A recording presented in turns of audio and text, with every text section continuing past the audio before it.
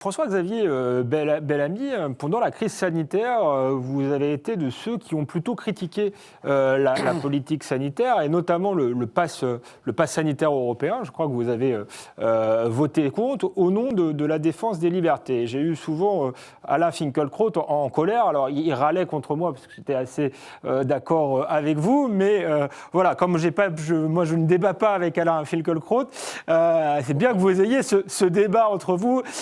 Et donc, Alain Finkielkraut, vous considériez que la politique sanitaire était une bonne chose et qu'il convenait peut-être de limiter les libertés pour une période temporaire, puisqu'on était dans une situation exceptionnelle. Il est vrai que le gouvernement a instauré l'état d'exception. Mais il n'a pas fait en se frottant les mains, en se disant « je vais pouvoir exercer enfin l'intégralité de mon pouvoir, de ma puissance, parce que je ne désire que ça.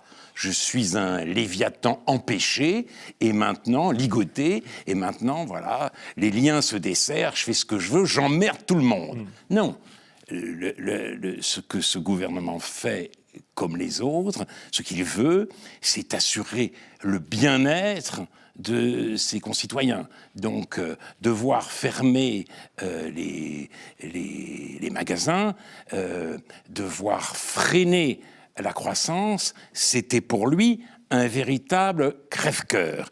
Il l'a fait pour empêcher pour arrêter la contamination et pour qu'on n'en arrive jamais, ou en tout cas le moins possible, à faire le tri dans les hôpitaux entre les malades. Celui-là, on va le soigner parce qu'il est encore jeune et vigoureux. Finkielkraut, à l'âge qu'il a avec toutes ces maladies, c'est pas la peine, il a déjà bien vécu. Non, le gouvernement français n'a pas fait ça. Et il est vrai que ce qui me surprend, c'est que ceux-là même qui, si vous voulez, s'inquiètent de voir la logique des droits individuels détruire l'esprit républicain, eh bien, dénoncent la politique sanitaire menée par le gouvernement comme une atteinte aux libertés. Alors peut-être, à certains moments, est-il allé un peu trop loin.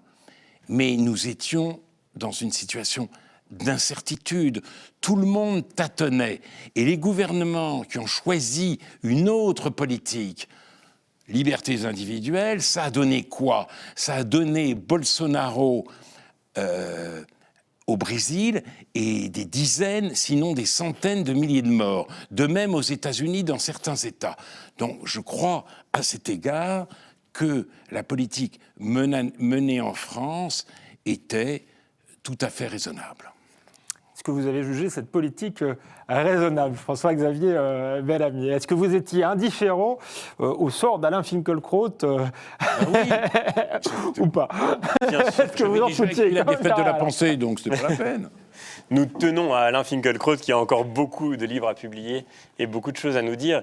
Mais non, il me semble que cette politique était effectivement déraisonnable. Je ne mets pas toutes les mesures ni tous les moments dans le même panier parce que le premier confinement, effectivement, ressemblait à cette situation d'incertitude que vous avez décrite. Et dans un moment d'incertitude, il fallait bien sûr prendre des mesures, quelque draconiennes qu'elles puissent être, pour éviter le pire. Et souvent, la politique, c'est d'abord cela, pas seulement chercher le meilleur, mais éviter le pire.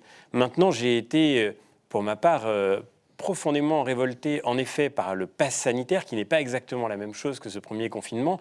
D'abord parce qu'il était absolument déraisonnable du point de vue même de l'épidémiologie. Et d'ailleurs, je crois que quelque chose de très grave s'est passé dans ce moment, qui est le mensonge public des autorités les plus importantes, et qui a été d'ailleurs, aujourd'hui encore, n'a jamais été reconnu comme tel. Et pourtant, c'est très grave. Quand le Premier ministre de la France est venu sur le plateau du journal télévisé nous dire que si on était vacciné, on ne pouvait plus contaminer personne, et que c'était le principe du pass sanitaire, il mentait, puisque nous le savons très bien, des gens qui étaient vaccinés pouvaient parfaitement être contaminés et être contagieux. Et en fait, paradoxalement, on a fait une faute contre la science elle-même. Le vaccin avait une utilité manifeste pour prévenir les formes graves du virus. Et donc, il fallait, bien sûr, faire en sorte que les gens qui étaient susceptibles de faire des formes graves du virus soient vaccinés. Et de ce point de vue-là, le procès qui a été fait aux gens qui se sont opposés à ces mesures d'être des anti-vaccins était un procès malhonnête intellectuellement. Mais le propre du vaccin, c'est de ne pas lui demander ce qu'il ne donne pas. Or, le vaccin n'empêchait pas d'être contaminé, n'empêchait pas d'être contagieux. De ce point de vue-là, totalement déraisonnable était la politique de vaccination générale qui a été jusqu'à vacciner des enfants de moins de 10 ans dont tout le monde savait parfaitement qu'ils ne pouvaient pas faire de formes graves. Donc, tout le monde ne savait pas, ils n'ont pas menti, ils n'ont pas menti délibérément. Si, il s'est passé.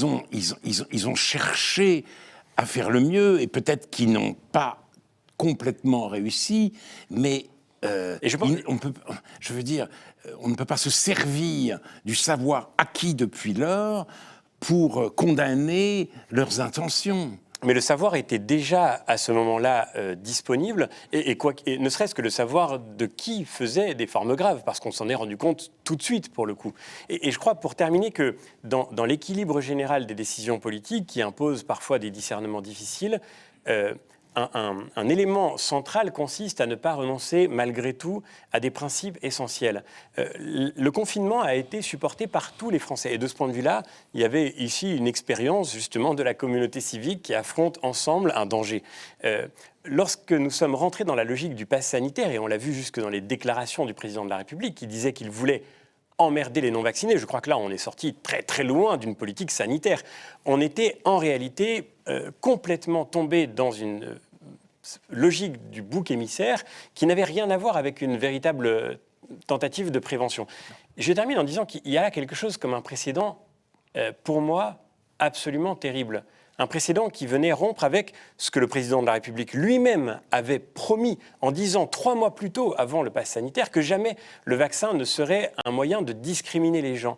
Et c'était d'ailleurs ce que préconisait aussi l'Organisation mondiale de la santé. Je ne cite pas des sources occultes ou des obsédés anti-vax. Vous n'êtes pas un complotiste, complotiste, François Xavier. elles-mêmes et les sources publiques les plus importantes reconnaissaient la nécessité de ce principe fondamental. Nous sommes rentrés dans une logique qui, encore une fois, sans aucune espèce de justification épidémiologique, parce que le vaccin n'empêchait pas d'être contagieux.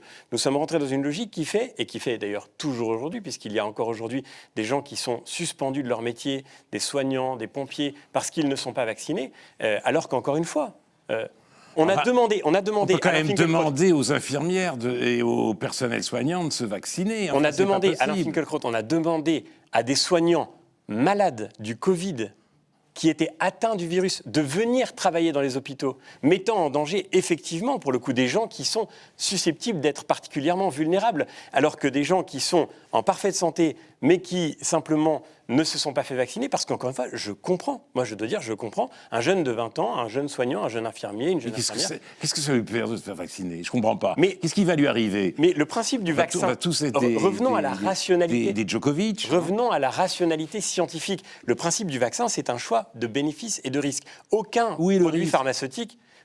produit pharmaceutique n'est dépourvu de risque. Le moindre médicament, le moindre cachet de Doliprane que vous avalez est suivi d'une notice d'effet indésirable potentiel. C'est quand même complètement fascinant. C'est fascinant que sur ce sujet, on ait perdu la raison au point de faire comme s'il pouvait y avoir un produit médical qui n'ait absolument aucun effet secondaire possible. Alain Finkielkraut, vous répondez en un mot, vous avez perdu la raison, Alain Finkielkraut. Oui, mais Devecchio, il a un large sourire quand il vous écoute, donc je suis à 1 contre 2. J'accepte d'avoir perdu la raison. Je me suis vacciné 4 fois et franchement, j'ai pas eu peur des effets secondaires. Je me suis pas posé de questions. Je pense franchement que il y a les raisons des personnels soignants de ne pas se faire vacciner alors qu'on travaille soi-même dans un hôpital me semble incompréhensible.